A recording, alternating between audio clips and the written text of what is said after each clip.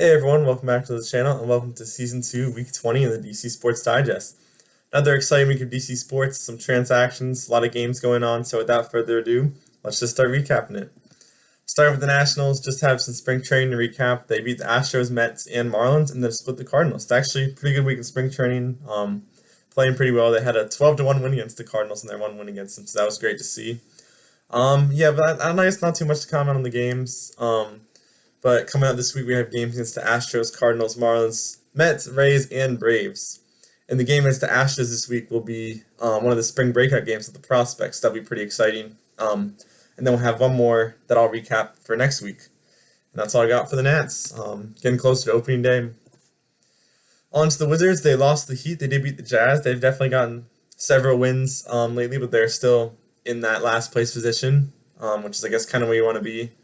12 wins this season, so we'll see if we can get above our 15 from last year. But yeah, we're in the right spot at this point, I guess.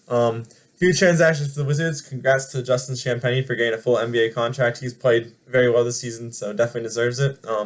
We also claimed JT Thor off waivers, so could be a good addition. I don't really know too much, but I've heard of him.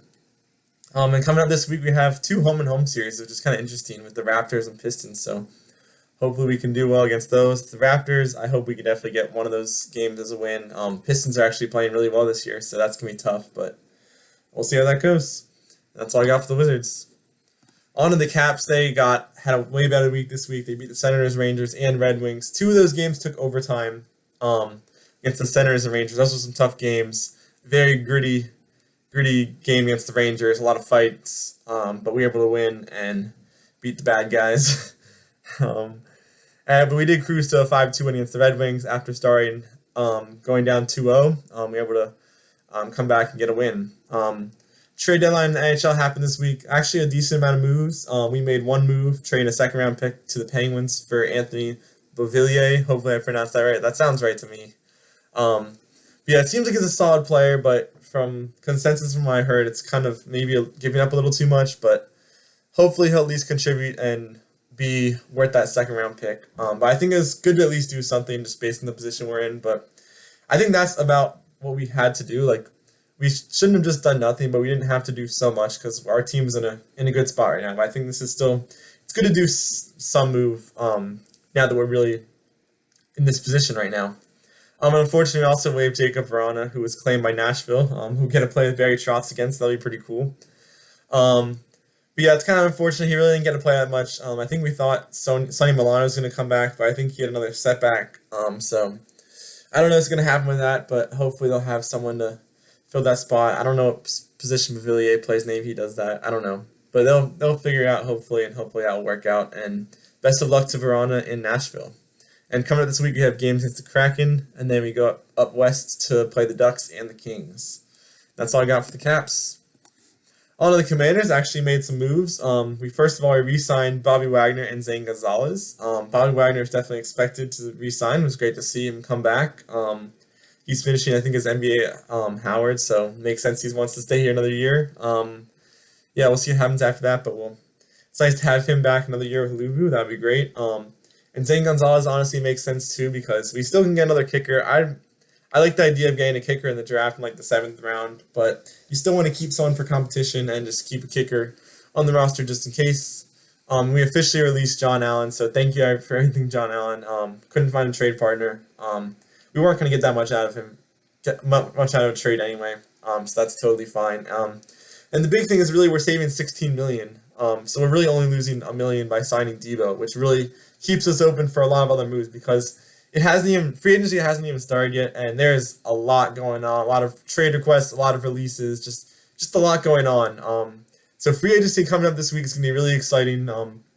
That tampering period starts Monday. That's when some of these things are official, like the Debo trade's official on Monday. Whatever other trades are official on Monday. Then free agency will start Wednesday afternoon, and it'll be really exciting. I mean, there's not a lot. It's really the trades I think are more interesting, but there's still definitely some good free agents. And we have to figure out who we're going to re-sign, who we're going to release. Yeah, it's going to be interesting.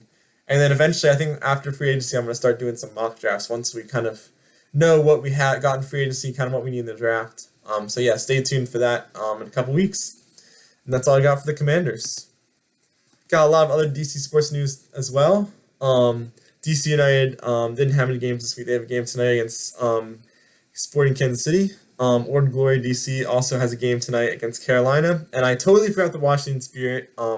They start off their season with the NWSL Champions Cup, which is basically just a finals rematch to start the season.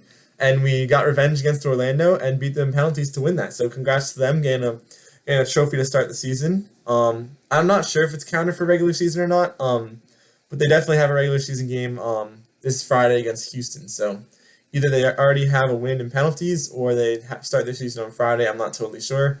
But good way to start their season by winning the NWSL Challenge Cup. And finally, DC Power has their next game tomorrow against Lexington. And my weekly awards, my player of the week is going to go to Alexei Protas. He had an assist against the Senators, but it's really for that 3 points against the Red Wings, 2 goals and assists. That's really good.